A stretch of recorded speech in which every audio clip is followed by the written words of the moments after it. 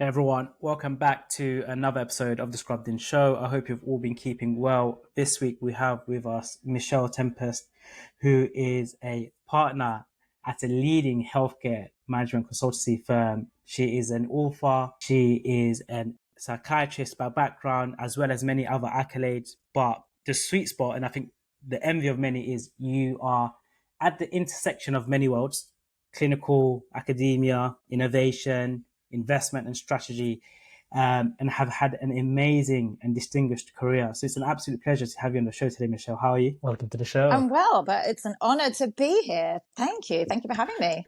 No worries at all. So we have a lot to talk about. We want to pick your brains a fair bit, but we want to take it all the way back to the motivations, the kind of the early stage of a career. Why did you want to study medicine? Why did you want to become a doctor? Wow, we are going back. Okay. So I actually always wanted to be a doctor ever since being a child. And all of those sorts of things around kind of, wanting to help other people, all the classics, they're all true, right? They're all true for why many of us are motivated to do clinical medicine. And it's a huge honor and a privilege to have worked on the wards. And I actually worked within the National Health Service for well over a decade, so around 14 years of my life. And I still have colleagues, I still have friends, and I have to say that my heart still belongs to medicine. No, thank you for sharing that. And the other thing we always want to ask is specialty of choice. Of all the specialties, you picked psychiatry, which we know is a difficult specialty, and a lot of junior doctors actually rank it at the bottom, right? They're never so keen. And I don't know if it's due to exposure or they never, get the awareness. But what drew you to psychiatry? So you're right. In fact, I thought these days it was a bit more popular. There you go. But in my day, which is, like last millennium kind of time of choosing sort of subspecialties, it was not popular. And I think that now, as time has evolved, I think that hopefully it is becoming more popular. And my understanding now is that you do get quite a lot of applications to do specialty training in psychiatry. Now, if I were to go back as to the reason that I did psychiatry is I actually did an accident and emergency rotation back in one of my jobs, and in A&E, and I would advocate for everybody to do A&E during their career path. You see everything that comes through, everything that comes through the front door, at least. And what is very beautiful about that as a specialty is that you sort of see pediatrics, you see everything. And that was when I fell in love with psychiatry, because when you see these really complicated cases that came into A&E, that was where I sort of felt, right, that's where I want my, they're the people that I wanted to learn more about.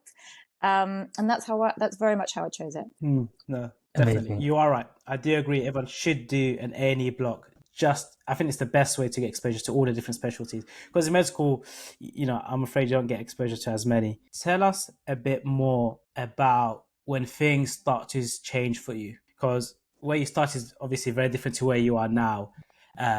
Tell us the exposure, how you started to kind of go into the world of consultancy. Was it frustration? Was it the pay? Was it, you're bored of your job? Tell us a bit more about that. Okay, well, let me just tackle pay, because you've flagged pay now. Sorry.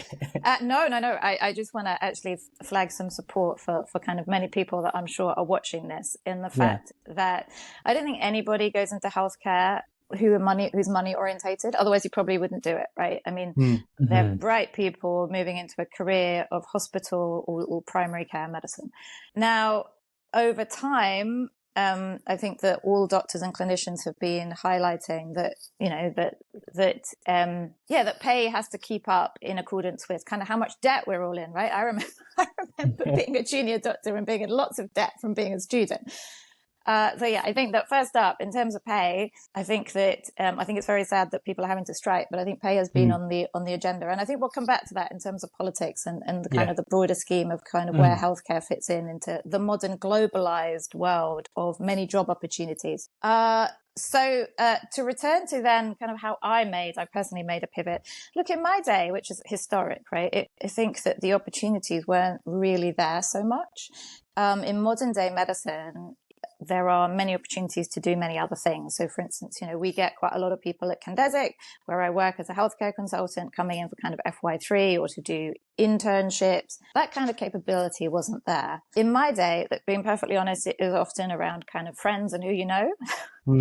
So my very, very, very first taster of management consultancy was to actually join Candesic on a project which I did during my annual leave. And in that project, I was actually working in the mental health sector, so behavioral health sector. And I actually found that when I returned to the front line, it actually made me a better doctor. Oh, wow. Yeah, I know. And I wasn't expecting that. Because when you are there seeing patients in a one-to-one way, and that's vital and important, and thank you every doctor that's watching this, that's doing this, you're there seeing each individual. And of course, what consultancy does, it lets you sort of see the slightly larger picture. And one of the things which I was doing, which was looking at more sort of integrated care and looking at joining up care pathways between community, primary care and hospital, meant that when I did one project and returned to the front line, I was actually much more aware of perhaps the sort of broader scheme. And in fact, you know, even sort of lifted the blinkers away from being just a pure NHS vision, right? Because actually there are everything from home care to community care to, in fact, some other hospitals, particularly in mental health back in the day, were not always state operated. So we're not always NHS operated. And as a result of that, I felt that I could actually access a clearer care pathway for the people that I was treating. And that was kind of my first foray into consulting. I'm also curious to know what your colleagues thought when you took this kind of stint in consultancy on your annual leave. Was it, because I'm trying to think, back then it must have been very alien to them, right? You're a clinician, your bread and butter is in a hospital. What were their thoughts? Oh, it was the dark side. Oh, wow. Yeah. And you know, back in my day, it was if consultants were doing private practice, it was kind of told that, you know, they're off to the naughty place. Whereas now, you know, I think that what we've realized is demand is so high. We need to have as many people and as many solutions coming to the table. Now, what I would say and flag, and I'll say shout out to my sister who's still an NHS surgeon. Amazing. And yeah, no, I mean, obviously every clinician that's still in there is doing their daily duty, and I'm very very grateful that they're there. I think that what was in psychiatry as a subspecialty, though, around sort of 10 to 15 years ago, has actually come to bear in other specialties. And I say that because if you remember, mental health has always been a bit of a Cinderella service, right? Yeah. We've never been, even though I think it's an amazing topic and I love all things to do with the brain, and I'm sure we're going to get onto that, it wasn't as sexy as transplant surgery or cardiac or being a cardiologist or, you know, all of the other amazing opportunities that you get. And in fact, funding wise, it was also slightly left behind. Now, I find that what happened perhaps 10 to 15 years ago in the world of mental health, behavioral health, has actually come to bear now in other disciplines. And maybe that's because of the fact of, you know, look, there's more demand than there is supply.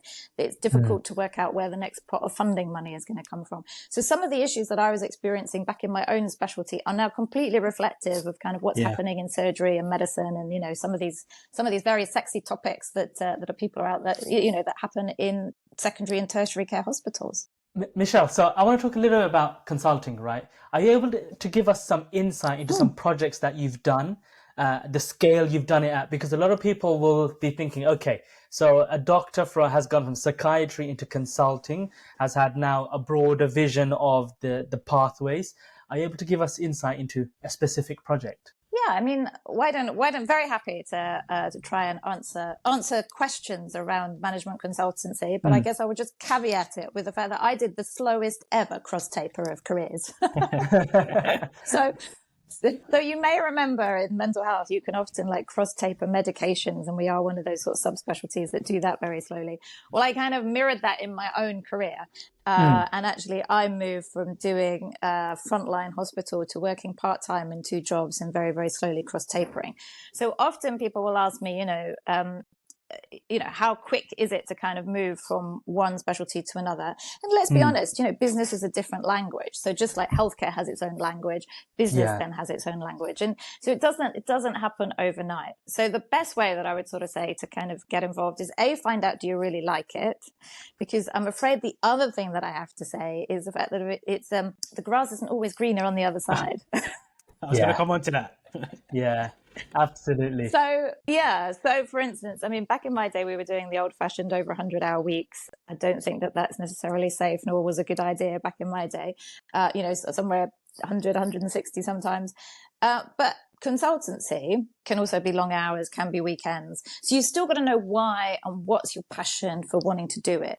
So, I don't really sort of see my career as a career. I just sort of see it as me trying to solve different issues along my kind of pathway. So for instance, originally, I went into healthcare because I wanted to, look after people. And then I went into psychiatry because those sort of issues seemed quite complex to solve. And then I kind of have kind of gone out into other arenas, still trying to be a problem solver, but with the passion and the motivation to actually improve care for the most vulnerable. So it's not so much about career, it's not so much about cash. It is just around the pure fact that it takes a huge number of people to actually make change, which I would include kind of politicians and people who are investors as well to make that change. Definitely. Yeah, I think I can already tell you're super passionate about the NHS, the system, the people. I feel as if the end goal, the motivation is bigger than yourself in a career. I think it means more for you. Correct me if I'm wrong, but I can just sense it straight off the bat. Spot on. And I would sort of say that, look, I went into consulting because I actually wanted to make change within consulting. So back in my day, there weren't actually that many clinicians wanting to become management consultants. There weren't actually that many clinicians who were in the investor community wanting to invest in healthcare. And fundamentally, we need that kind of knowledge base. It's kind of a family of people, isn't it, to find the solution. And that knowledge sharing is really key. And that's very much the approach that I've always had to all of my sort of tasks and work projects, which is you're bringing together a multidisciplinary team. So of course the numbers have to add up. Of course that, investors need to make a profit. But at the same time, if you're working for the state, that doesn't mean to sort of say that that's a bottomless pit of money. Right. We have to be accountable for the care that we're giving and know that it comes at that there is always a good clinical outcome should actually be also financially the more logical way of doing it, because a poor clinical outcome actually always costs the state or the investor more. So let's talk about some of the big problems that I think everyone wants to discuss a little bit now. Let's talk first a little bit about the NHS, and let's talk a little bit about particularly the workforce. Okay, all the doctors out there right now. What are some of the biggest pitfalls in your eyes with the NHS right now? We all love it. It's a great service. To be honest, from the background I come from, my family and everyone, we wouldn't be able to afford healthcare if it wasn't for the NHS. So it is an incredible service. But what's happening in 2023? What are the biggest problems you're seeing? Everything is the biggest problem that we're seeing, isn't it? So, look, if we're to sort of unpack kind of the National Health Service, you're absolutely right? The NHS, and it does do this, and we've all seen it on the front line, right? Is that it doesn't matter if you're a prince or a pauper, you will get it treated exactly the same. You can get access to care. Having said that, when it perhaps hasn't, when you don't look after the maintenance, I don't know, we can take our own house, right? Let's use that as an analogy. If you have a house which is, 75 years old and you're not sort of, checking on the boiler and doing the basic maintenance, when all of a sudden the winter comes, you've got a problem, right? And that's kind of the way that we've approached the NHS. And I would sort of say that some of those issues come from having quite a short-term view of healthcare. And if you take a real step back, actually, political terms, they're around 5 years, they can be shorter. And to do healthcare, just like you've got to love a house, right? You actually have to love the system, and you have to find solutions that actually could mean that, look, you've got to change the whole pipes in the house to make it ready for winter, but nobody's willing to spend in the short term, so therefore the can gets kicked down the road, and you can only kick a can down the road for so long. 75 years is a long time of can kicking. Exactly. Definitely. The other question I want to kind of hear your thoughts on it, and I don't know if it's a bit controversial, is it designed, or is it being like this on purpose for, to use as a political vehicle when it comes to elections and campaigns? Is it kept in this state because it's always an opportunity, when it comes to elections, that we're going to fix NHS, we're going to increase funding, when there is the opportunity to do more? Oh, I'd love to give a controversial answer to that and sort of say, yeah, it's just a political football. Yeah. Yeah. But I actually don't think it is. I think that ultimately it doesn't matter which political party you are. If you are forced, and it's us, right, as the ultimate, the electorate. For some reason, we're not getting passionate enough around the fact of asking politicians to think in the long term. So, for instance, there have been for years, this idea that we should sort of do cross-party sort of thinking for the NHS. I mean, is it going to come up in elections? For sure, it's going to come up in elections, because right now it doesn't matter where you look in history. We haven't trained enough clinicians. We have been relying upon the rest of the world to bring nurses and healthcare assistants and clinicians to come and, help us in our NHS. And the problem is, as I say, if you kick a can down the road for so long and you're incentivized to kick that can down the road, I think you've got to solve the problem in a different way, which kind of comes back to the reason that I do what I do, right? Is that rather than asking someone else to fix it for us, rather than me sort of thinking Keir Starmer or Rishi Sunak are going to solve the NHS, to which I hope, I hope that they, I hope that they have some plans for it, some good plans for it. I also sort of think that we as individuals can do so much to help problem solve in our kind of local communities and in our local hospitals and our local community centres and in our local GP surgeries. I mean, how have we got to a stage where, because it's not what clinicians want, right? We don't want people to be waiting 2 to 3 weeks to see a GP. So we have to, I think, come up with innovative solutions. And I think that that's what is so wonderful around, podcasts like this and your community that you have, is the fact that it allows perhaps the next generation to not get stifled in politics, but actually to be creative and to come up with problem solving. And I tell you what, there are people like me who are out there, like really willing you on and wanting you to kind of, wanting to kind of pull these solutions through. That's what we want to do. And I kind of think that, Keir Starmer, Rishi Sunak, all politics aside, I think the best people are the people that, the people that work within the system. Absolutely. So talking a little bit about having passionate clinicians come through now with solutions for our house now, the NHS. So we've seen a lot of technologies, a lot of med tech come out now recently. What's gotten you most excited about the things that are out there? Is it a particular platform, particular types of software? Is it AI? What are you excited about in terms of the solutions now being put forward? Okay, I'm going to answer that question in 2 parts. First, there's the kind of the really exciting sort of sexy stuff, which is around AI.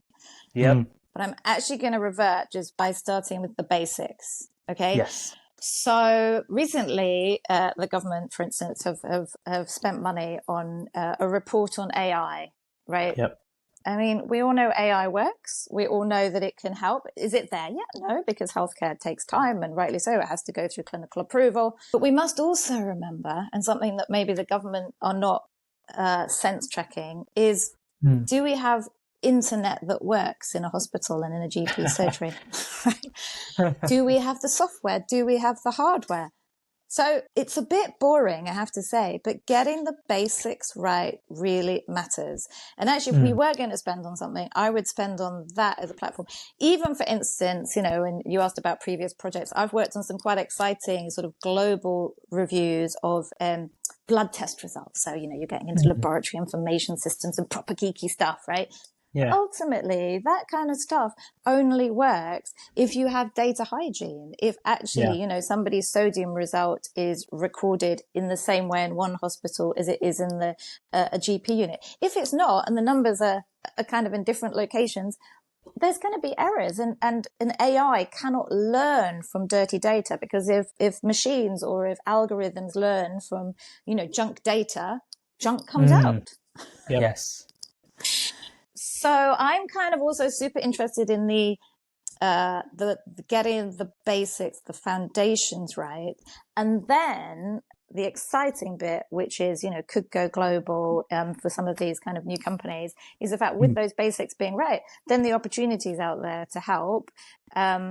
Rather than just being an individual, the opportunities are out there to kind of go global if the basics are there, and if the data is right and it's got data integrity, and what's coming through is it's a bit more than just it has to be validated and clinically validated with decent clinical outcomes. No, completely agree. And wonder what your thoughts are recently on kind of the various group chats with founders, operators in health tech, med tech that are solving kind of these core issues. The consensus or what the theme has been is their investors, their VCs are pushing them away from the NHS, the UK market, towards kind of the Middle East, to America, for fear, you can't have the NHS as the single payer. What if they pull the plug overnight? The resistance. So I saw that, I was feeling a bit off about it.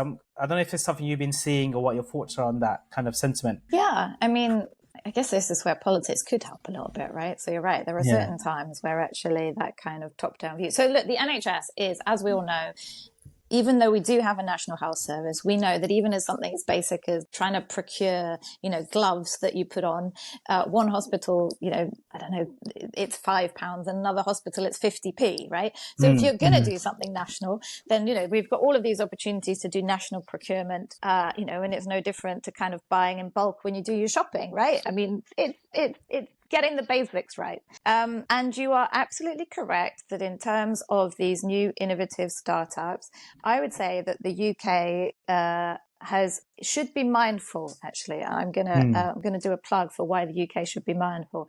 Is the fact of we pre-COVID, so pre-pandemic, we're doing some amazing things with the National Health Service, because although, as you're right, it's different payers, we had an NHS number, we were quite digitally mature, and let's be honest, the frontline staff did an amazing study of COVID, which is kind of where the steroid result came from. And, when they did it as a group, they actually did it as a national service, and credit to the frontline staff. However, other countries during that time, their politicians decided, okay, COVID is an opportunity. It's not a party, it's an opportunity, right? What we're trying to do with that opportunity is to say we're going to digitalize our health service, and we are going to, across different systems, hopefully in an integrated way. And as a result of having sort of rocket boosted that during COVID, it was hard work, but they did the hard work. And it's meant that there are now other countries which I think startups in the UK are looking towards, and investors are looking towards, because it's no longer the NHS or nothing. Yeah, we are actually now in a world of competition, because people are now interested in the sector and they see the return on potential investment for it, for this global opportunity to which kind of everybody woke up during the COVID years. Definitely. I was going to come on to that question in sense of, before the NHS was a goldmine, if you can prove something that works in the NHS, guaranteed tickets to any healthcare system in the world. Whereas now, even with, Saudi and the 2030 initiatives, which country do you think in particular is leading the pack per se, or doing super well, and where do we fit in that landscape as a country? The opportunity in healthcare is still there, right? So I mean, I was reading a report around the fact of, that I love AI, right? So the AI opportunity in healthcare is kind of growing at kind of 50% year on year, right? The opportunity that you could model. Now, that means that this sector is global. I actually think that healthcare is globalizing, and that's no bad thing as standards and outcomes become more globalized. So I certainly don't think that, the UK should look at it as all doom and gloom, right? It's not all doom and gloom.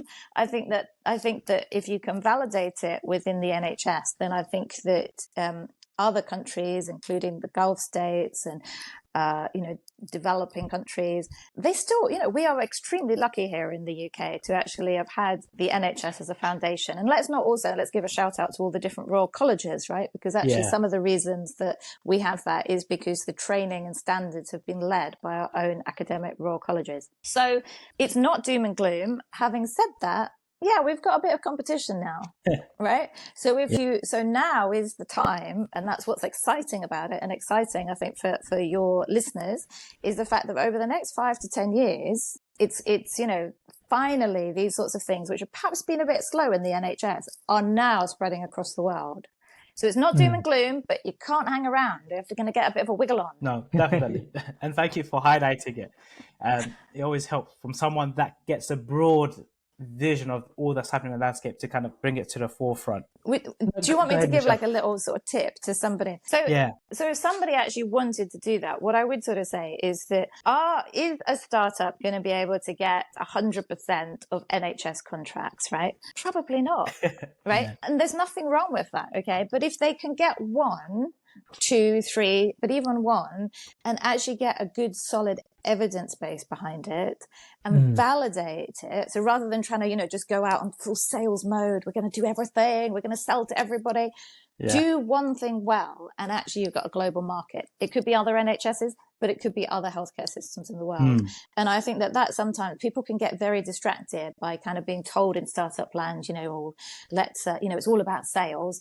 Yeah. Sales is part of the package, but it takes kind of goes back to my sort of thing around, it takes a multidisciplinary team to actually have a robust business that can scale. Definitely. Absolutely. Michelle, just because when you said about AI, your face lit up again. So let's spend a little bit of time on AI. What gets you most excited about AI?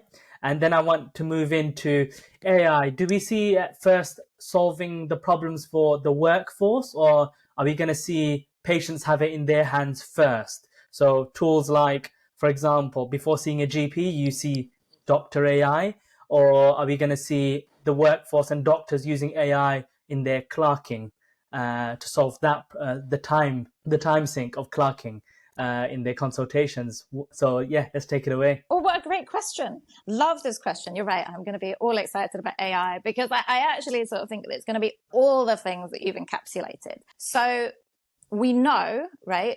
Fact number one, no matter where you are in the world, we do not have enough care staff. Now, that can be everything from being a carer at home, which is often an unforgotten job, which might not even be paid, all the way through to being a super specialist.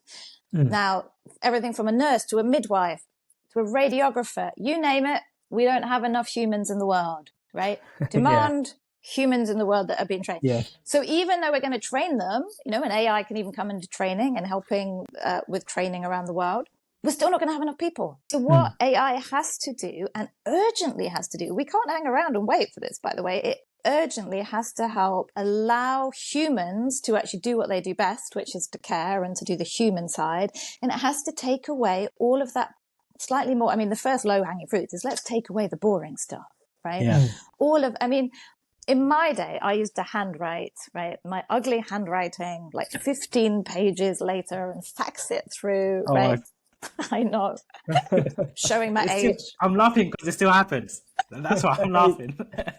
Well, I agree with that as well, right? And even if it's not happening, what is happening is that, as nurses or as doctors, you're logging into 15 different systems with the swirl of doom going round on the screen, right? Like, just wait. And we know, it doesn't matter which study that you kind of, anywhere in the world, by the way, that kind of time that is taken away from our frontline staff is just something which AI and automation can gift back to the world. But getting it right is what we need to do, right? And as I sort of say, some of that comes back to the very basic stuff of data integrity, and having a platform that can, and maybe ways that can clean data, through to interoperability, right? Through to then helping clinicians actually go out and co-create things. So one of the examples that I often give is when Epic came to Cambridge, right? So Epic, the big American hospital EHR system, its first installation was in Edinburgh's hospital. And although Epic is loved now and has many, many sort of clinical decision functionalities and has many ways of which it interoperates across the whole hospital. It doesn't always do community, but at least across a hospital. A lot of that actual learning actually came from the National Health Service, right? So I know for a fact that many of my clinical colleagues and my friends spent quite a lot of time iterating the code to make it work for the National Health Service, because obviously it was an American system that came to the UK. So I would also say to all NHS managers or anyone else out there is that don't forget that the NHS would also be allowed, to actually sort of say, look, for the work that I am also putting in with my clinical time, my nurses, my midwives who are helping iterate your system for the better, give us some skin in the game, give us some shares back to the National Health Service, so that when we kind of, because that's what business is about, by the way, it's about co-creating and about helping. And, maybe we've missed the boat with somebody as big as Epic, but with a lot of these startups also, don't be afraid to sort of say, look, if a hospital is helping me develop a service, because that's multidisciplinary team. It has to work on the front line, right? And also the back office and the back function has to work. There's no reason why you can't sort of co-create that and actually be generous with each other. And I think some of that generosity has often been forgotten for our healthcare system. And and, you know, that's one thing that I'd love to change. And I think it's starting to change, but hopefully people like you can help spread the message and remind people. Very interesting to see sort of the NHS and the managers get involved with startups and not just say, oh, it's a one-sided pilot. Instead, let's work together. Let's really drive this together. What's our skin in the game? What's your skin in the game? I would love to actually propagate that message. I think a few hospitals, or I think the bigger trusts, are exploring it from what I've heard. But it reminded me of, I think you tweeted it, of the Aston Martin with the number plate 3 EHR.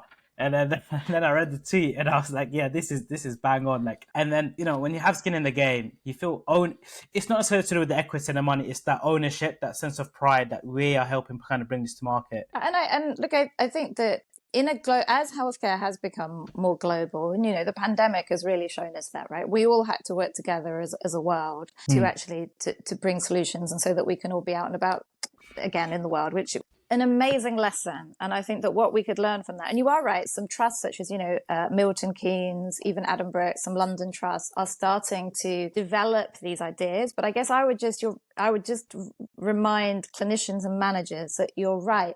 The better product, the better outcome when you co-create it together. There is no harm in asking, you know, give me a bit of equity, because ultimately if a nurse or a midwife or somebody has spent time developing it to the front line, why shouldn't the NHS gain? Yeah. And we should have been doing it 10 years ago, but it's never too late to start. Yeah, I agree. It's one of those things that makes sense, but doesn't happen. And then you look back and, like you said, in hindsight, you think, hey, do you know what? We should have done this earlier. Talking about all of this stuff, I feel we've had like an intense conversation.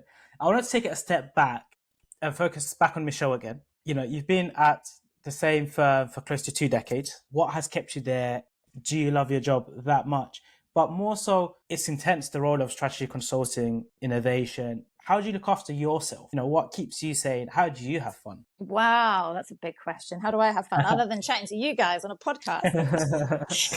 So look, I mean, there is nothing, I'm actually going to talk about neuroshields, right? And what's neuroprotective. And I actually quite like the term a neuroshield, which is a word I heard quite recently, actually. So I think that there is nothing more protective than thinking about others and actually trying to work out, look, how can I problem solve? So I don't really, although, you know, like I have, you sort of talk about a career, right? As I sort of said, I don't really sort of see it as a career. I'm blessed to working with great people who are willing to problem solve quite challenging problems.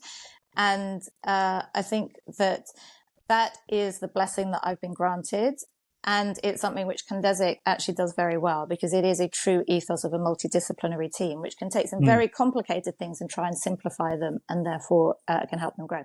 Now, you know, there are other larger consultancies. Having worked in the NHS, you know, there's challenges of working in big organizations. So as I sort of say, at Candesic, we can be fast, we can be nimble, and we can choose, right, what to work on, which is quite different to working it in other places, because we can sort of say, if there's a problem somewhere, you know, we would encourage the team to actually go out and sort of say, look, if you can spot a problem and you want to help solve it, we're encouraging you to go out there and find a solution. And then actually we will help kind of rocket boost that into action. Now, I would sort of say, sadly, I think there are more problems now in healthcare than there were when I was I left to try and do this. So, you know, it's kind of mushroomed all the opportunities. But that itself is extremely neuroprotective, right? So if we were to think about this in something else, which I'm very passionate about, is around brain health. So it kind of goes back to my raw love, which is around, you know, neurodevelopment and how we think around the brain. So, you know, as clinicians, we're always sort of thinking of blood results and and, you know, scans, and all those things are imperative. But sometimes we also forget, you know, what we're actually feeding our minds with. Also, what our brain is converting into connections. So we have more connections in our brain than there are stars in the universe, right? Oh, wow. So you have to kind of remember how individual we all are. And therefore, when we're actually thinking, and I know you were mentioning Dr. Google earlier, but we have to also be thinking around, when I grew up, I didn't have a smartphone. I wasn't kind of being sort of battered by adverts and by all of these other things on the media. And I don't know, like, to give you a bit of an insight, I have had so many, I mean, I haven't seen Barbie the movie yet, maybe I will, but I've had so much Barbie coming at me, right? You're gonna have Maybe to see that's it. my pink algorithm. Probably. Well, I don't know. And therefore lies the question, right? Is that when we're kind of being fed all of this information, one of my future passions is also to think about how do we protect each other as a society around the fact that people are trying to drag us into a particular way of thinking. And I think one of the beauties of kind of a life where I've sort of seen the pre-digital version and this sort of post-digital version is that, I think that, part of the reason that some of our demand for child and adolescent mental health services and more kind of challenging situations out there, it's a global issue that, quite frankly, people like Meta, like Google, or like Amazon, they haven't solved this yet. And that's, as I sort of say, and that's sort of healthy thinking. So that's my kind of drive for the future, is the fact of, I'm not so much sort of, I'm not so much kind of sort of pinning things into kind of just a bucket of a job. It's much more around, what problems do I want to solve? I mean, if I had my life again, I might want to solve climate change, but I'm too late for that. No, it's incredible. And I think probably one of the reasons as to why you're super good at what you do is the human element. I feel like sometimes we're very quick problem, solution, tech, finance, funding, and we always forget the people about it. Whereas for you, I feel like the people at the forefront and how they fit into it all. And I think that's where a lot of people go wrong. That's so heartfelt. And you're so right. You're kind of like a kindred spirit there. So you're absolutely right. So for all that the importance, so I love all things digital, all things data. And I really believe that, digital has to be part of the solution, but it will never take away from that sort of. Definitely. And I think that's what it is. And that's what strikes me the most from you. And it brings me on the kind of connecting people is, tell us a bit more about authoring a book. I love reading, big fan. How does one publish a book? Where did the idea come from? Tell us more. There you go. Book. Got a book. Well, if anybody wants a book, if it's that, listen to this. I'm going to plug it in in the show notes and send the link as well. But tell us more. Well, I was going to say, anybody that listened through this podcast, I'm also very happy to post them out a book. But look, that came from, it was healthy thinking. Right. So when we're thinking about healthy thinking, it was in the slightly sort of earlier days, because it was pre-pandemic, of thinking, is artificial intelligence really just trying to replicate the human mind? Now, if it is trying to replicate the human mind, it's going to take quite a long time to get there, right? Because it's not just movements like a robot. It's not just speech. It's not just vision. It's not just sound. You can even get an AI tongue now that can start tasting food. Right? I know, it's amazing, right? But ultimately, what your human brain does so amazingly well is it brings together all of that information, slightly more in your frontal lobe, as you know, and then it's kind of trying to make sense of the world. And that, to me, is something that I felt, and as we'll say, the book is called Big Brain Revolution, Artificial Intelligence, Spy or Saviour. And it's in that way because ultimately, we can all get pulled, can't we, by doom scrolling, right? So we're getting pulled in by these kind of like algorithms that are trying to kind of nudge us into thinking a particular way and into doing. And I actually sort of felt that, out of all of the things that I wanted to do in life, I wanted to be able to put it out there in the public domain and sort of say, we should think about it, right? Because actually what often you don't get a chance to do in modern day time is actually to think about the impact that this very fast social media and everything else that's buzzing at us, and it's super buzzy, right? But what it's doing to our own thoughts and our own neural connections. And in fact, modern day functional MRI scans can now start to evidence that people's brains are wiring in different ways to how they were sort of 20 odd years ago. So that's pretty amazing, right? And I'm not saying it's good. I'm not saying it's bad. I'm just saying that I think we should be mindful of it. so we can start thinking about it. And now, of course, it's a bit more of an exciting topic because, finally now these sorts of large language models are around. Yeah. People like, Mark Zuckerberg are starting to also talk about it. Yeah, definitely. And I think as with all things, that there's the initial fear, I'm sure, when the internet came out and mobile phones and app, and then it normalizes, and then, it does become this whole savior and grace, and people are like, damn it, we should have done this 10 years earlier, right? No, thank you for putting that out into the world. I'm always a big fan of people that go on to publish written work. I think there's a certain beauty to it, right? I know we live in a digital world and it's online content, but having a physical copy that you kind of authored is amazing. Oh, that's very kind. Although, writing a book is harder than I was expecting. And I think if I was to do it again, I think I'd first up ask a bit of ChatGPT. I was going to say, yeah. Got no shame in the fact that I think I do that first. But yeah, I mean, look, ultimately, there is something, I think, around, when you author something, ChatGPT will give you sort of something that's just out there, right? And because it has to it's only got access to data that it's got hold of. Yeah. Whereas actually what you're trying to do is think of the next generation and actually putting information out there to try and help others. And AI is just not that intelligent to do that enough. It doesn't think like a parent. It's not thinking about the next generation. It's just, superficially gathering the data that it can get hold of. And that could be good data or bad data. And then some of these sorts of AI ethics questions come up. Yeah, no, definitely. It definitely is an exciting space. On that note, Michelle, so for the doctors listening in, so a lot of people, and us included, we talk a lot about AI. It's going to be part of our daily sort of use case, just like a mobile phone one day. Should doctors right now and clinicians and everyone, to be honest, who's listening in on this, would you say they need to start learning how to use AI tools? So for example, one thing I learned quite a lot is learning about prompts, right? Learning how to actually prompt certain AI softwares and platforms.